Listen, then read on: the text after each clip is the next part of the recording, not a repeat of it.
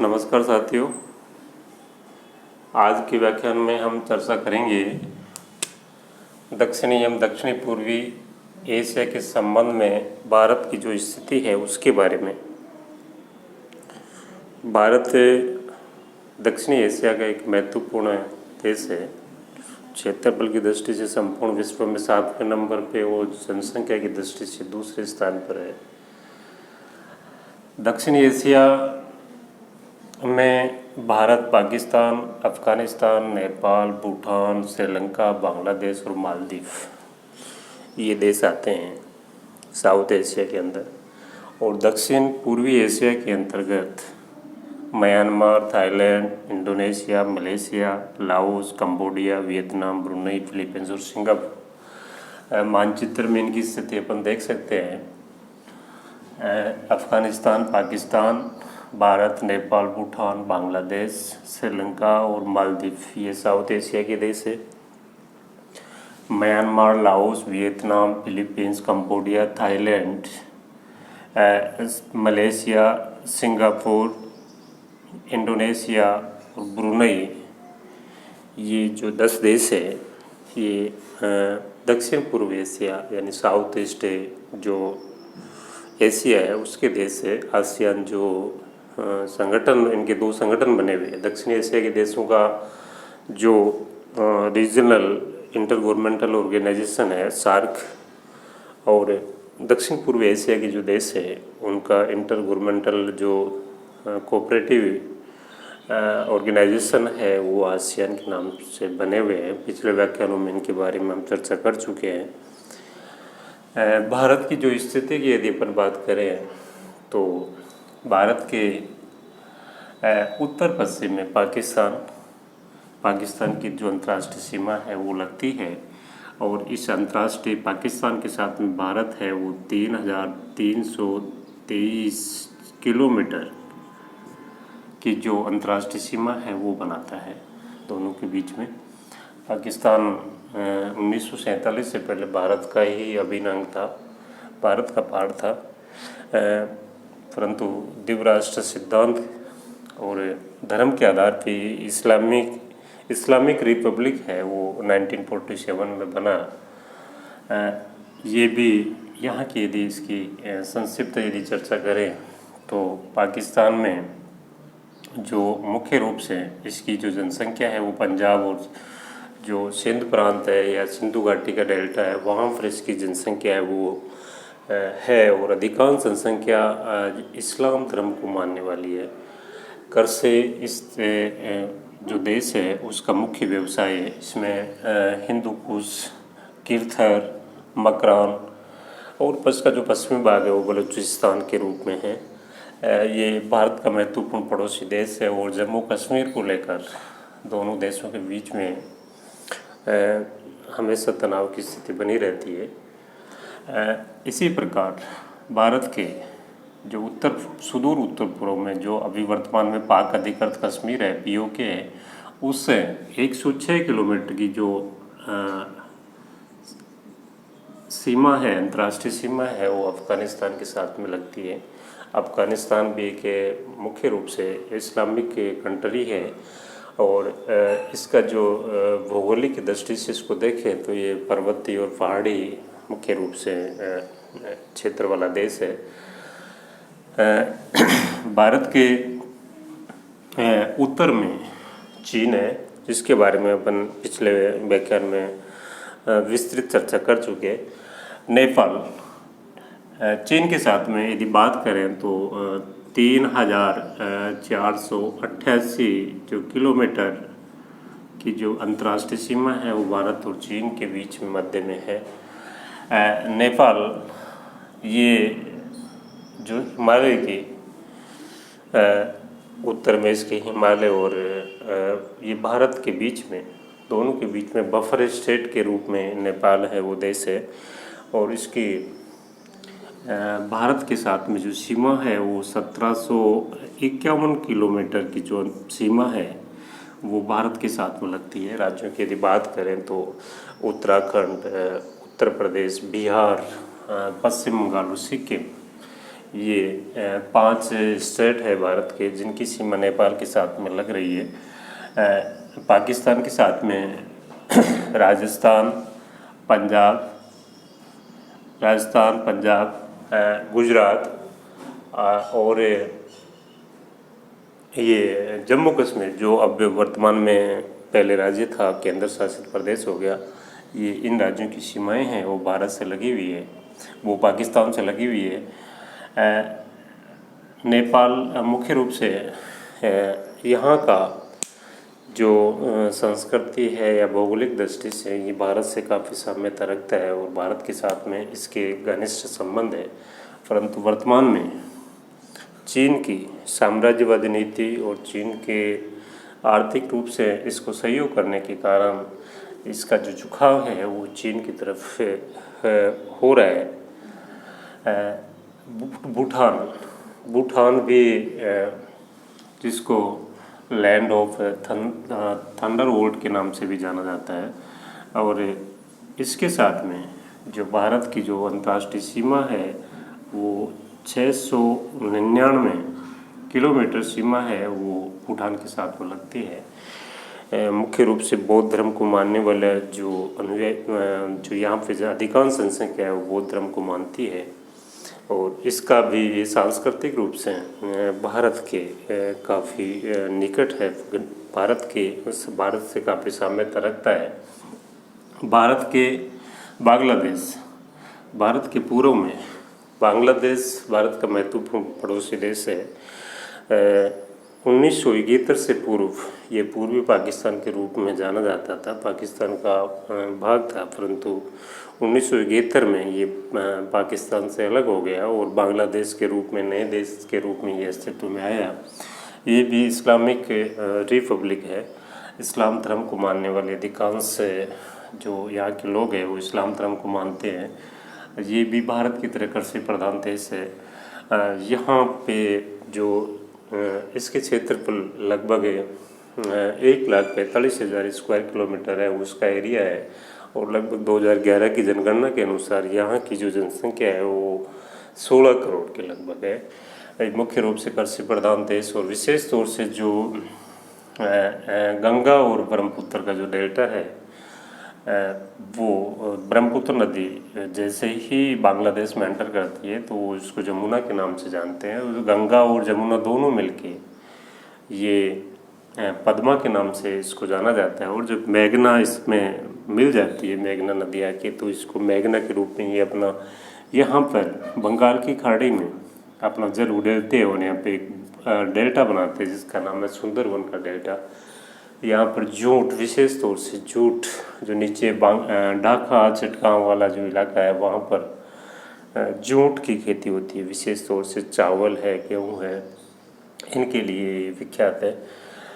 भारत के जो पूर्व में देखें तो अपन म्यांमार, बांग्लादेश के में यदि राज्यों की बात करें तो बांग्लादेश के साथ में भारत के जो राज्य है जिनकी बॉर्डर साझा होती है उनमें मेघालय है, असम है, मेघालय, असम और त्रिपुरा और मिजोरम और पश्चिम बंगाल, 5 राज्य हैं जिनके साथ में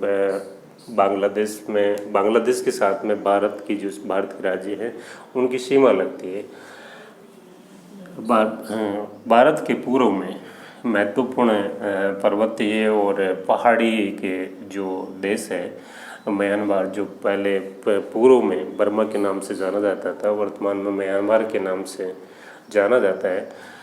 यहाँ पे जो हिमालय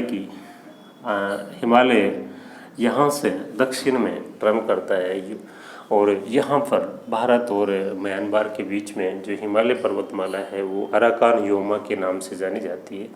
इसमें शान का पठार और इसकी मुख्य नदियों की यदि बात करें तो इरावदी, साल्विन, चिंदविन, इरावदी इसकी मुख्य नदियाँ, और इरावदी का जो डेल्टा है मांडले के आसपास में, यहाँ पर चावल है, गेहूँ है, गन्ना है, इनकी जो है खेती होती है। और साल्विन के जो पूर्व में गोल्डन ट्रायंगल जहाँ पर अफीम की खेती होती है, मुख्य रूप से यहाँ पर यदि वनस्पति की बात करें तो जो सागवान है वो यहाँ पर सागवान के वृक्ष से काफ़ी मात्रा में पाए जाते हैं। इसी प्रकार म्यांमार के पूर्व में लाओस, यानी कि ये दक्षिण पूर्व एशिया का एकमात्र ऐसा देश है जो स्थल रुद्ध है, लैंड लॉक्ड है। लाओस गरीब देश है। इसी के साथ में इसके दक्षिण में थाईलैंड, कंबोडिया, वियतनाम और मलेशिया, सिंगापुर, ये आपका इंडोनेशिया की सुमात्रा, जावा और बोर्निया, और उसके साथ में सुलावेसी। इंडोनेशिया एक ऐसा दक्षिण पूर्व एशिया का ऐसा देश है जो लगभग द्वीपीय देश है। लगभग 13,000 जो आइलैंड्स है वो मिलकर इंडोनेशिया का निर्माण करते हैं। उनमें से सुमात्रा, जावा, ये बोर्निया, सुलावेसी, ये इसके महत्वपूर्ण आइलैंड है। इनमें से जावा सबसे महत्वपूर्ण है। इंडोनेशिया की लगभग 70% पॉपुलेशन है वो जावा में, ये जो जावा आइलैंड है, जावा और मदुरा आइलैंड है, उसके अंतर्गत वो यहाँ पर रहती है। और उसका कारण है कि यहाँ पर जो सोइल है वो फर्टाइल है, उसकी प्रोडक्टिविटी काफ़ी अच्छी है। उसकी वजह से यहाँ पे जो एग्रीकल्चर है वो अच्छी होती है और उसकी वजह से पॉपुलेशन डेंसिटी है वो ज़्यादा पाई जाती है। इनका संक्षिप्त अपने यदि देखें तो लाओस, कंबोडिया और वियतनाम, ये वैसे लाओस, वियतनाम, कंबोडिया, थाईलैंड और जो प्रायद्वीपीय मलेशिया, इनको मिला के इंडो चाइना जो है प्रायद्वीप है, उसके नाम से इसको जाना जाता है। लाओस, वियतनाम, कंबोडिया ये करीब देशों की श्रेणी में आते हैं। यहाँ पे मुख्य रूप से कृषि प्रधान देश है और जो कृषि है उसका भी वो भी ट्रेडिशनल एग्रीकल्चर ही यहाँ होती है। इसकी वजह से इनकी इकोनॉमी कमज़ोर है और यहाँ पर अधिकांश जो जनसंख्या है वो मंगोल प्रजाति की है। कुछ जो काकेशियाई प्रजाति का मिश्रण होने से यहाँ पर मिश्रित प्रकार की जो प्रजाति है वो भी पाई जाती है। इसके साथ साथ में म्यांमार, थाईलैंड, यहाँ पर ये विशेष रूप से भारत के साथ में घनिष्ठ इनका ऐतिहासिक संबंध रहा है। यहाँ पर बौद्ध धर्म को मानने वाले काफ़ी लोग हैं, वो इन देशों में रहते हैं। ये भी कृषि प्रधान, थाईलैंड भी कृषि प्रधान देश है। इन देशों में जो मेकांग नदी है वो इनकी महत्वपूर्ण नदी है। दक्षिणी चीन से निकलकर लाओस, वियतनाम की सीमा बनाते हुए फिर लाओस और कंबोडिया इधर से होते हुए दक्षिणी चीन सागर है उसमें वो आती है। इसको दक्षिणी पूर्वी एशिया की गंगा के नाम से या डैन्यूब के नाम से भी इस नदी को जाना जाता है। यहाँ पर जो मलेशिया है उसके दो पार्ट है, ये प्रायद्वीपीय मलेशिया और ये पूर्वी मलेशिया जो बोर्नियो आइलैंड का उत्तरी भाग है। सारावाक और साबा इसके दो प्रांत हैं। ये महत्वपूर्ण दक्षिणी पूर्वी एशियाई देश है और विकसित देश है, विशेष तौर से रबड़ और टिन के लिए ये संपूर्ण विश्व में विख्यात है। मलेशिया से अलग होकर एक छोटा सा देश जो वर्तमान में संपूर्ण एशिया का एक विकसित और एडवांस इंडस्ट्रियल दृष्टि से देखें, इकोनॉमी की दृष्टि से देखें तो एक एडवांस देश है, उसका नाम है सिंगापुर। छोटा सा क्षेत्रफल की दृष्टि से बहुत छोटा, परंतु इसकी इकोनॉमी प्रति व्यक्ति आय है वो काफ़ी अधिक है। यहीं पर बोर्नियो का जो दक्षिणी भाग है जो इंडोनेशिया का पार्ट है उसके उत्तर में ये पूर्वी मलेशिया और यहाँ पर एक छोटा सा देश इस जो इस्लाम धर्म को विशेष तौर से मानने वाला ब्रुनेई, ये भी आसियान है, दक्षिण पूर्वी जो एशियाई संगठन है उसका महत्वपूर्ण सदस्य है। ये यहाँ पर जो मानचित्र में आपको दिखाई दे रहा है ये फिलीपींस, वियतनाम के पूर्व की ओर ये भी दक्षिण पूर्वी एशियाई देश है, उसका महत्वपूर्ण देश है। इस प्रकार से जो दक्षिण पूर्वी एशियाई देश है, मुख्य रूप से जो 10 देश है, उन्होंने आपस में अपने व्यापार को बढ़ावा देने के लिए शैक्षिक, तकनीकी, आर्थिक, सांस्कृतिक आपस में कोऑपरेशन करने के लिए आसियान जो संगठन है 1967 में जो बना है वो बना रखा है और फ्री ट्रेड के लिए इन्होंने आपस में खोल रखा है। भारत इन आसियान देशों का डायलॉग पार्टनर है और इनके साथ में भारत की जो लुक ईस्ट जो पॉलिसी 1992 में जो तत्कालीन भारत के जो प्रधानमंत्री स्वर्गीय पी.वी. नरसिंह राव साहब थे, उन्होंने उसमें बनाई। वर्तमान में लुक ईस्ट पॉलिसी की जगह एक्ट ईस्ट पॉलिसी है, उसको बढ़ावा दिया जा रहा है कि जो दक्षिण पूर्व एशिया के जो देश है उनके साथ में भारत है वो अपना जो आर्थिक सहयोग है, व्यापारिक साझेदारी है, सांस्कृतिक आदान प्रदान है, उसको बढ़ावा दे रहा है। और निश्चित रूप से भारत है उसमें, उस भारत को उसमें सफलता भी प्राप्त हुई है। परंतु चीन का जो इंटरेस्ट है, रुचि है, वो दक्षिणी चीन सागर की जो रिसोर्सेज है, पेट्रोलियम नेचुरल गैस है, यहाँ पर वो इसको लेके जो दक्षिण पूर्व एशिया के देश है वो कन्फ्यूजन की स्थिति में। इनमें से जो वियतनाम, कंबोडिया, फिलीपींस, मलेशिया, ये दक्षिणी चीन सागर की जो रिसोर्सेज है उनको जो चाइना अपना उस पर अधिकार जताता है, यहाँ पे उत्खनन के लिए वो प्रयास करता है, उसको लेकर ये विरोध करते हैं। क्योंकि ये जो इनका EEZ है उस क्षेत्र में ये क्षेत्र आता है, तो इन देशों का दावा है कि ये इनके यहाँ की जो रिसोर्सेज है उन पर हमारा अधिकार होना चाहिए। इंटरनेशनल जो समुद्री कानून बने हुए उनके हिसाब से। परंतु चीन है वो अपनी जो साम्राज्यवादी नीति है, विस्तारवादी नीति है, उसके कारण यहाँ पर वो अपनी जो डोमिनेंसी है उसको साबित करना चाहता है।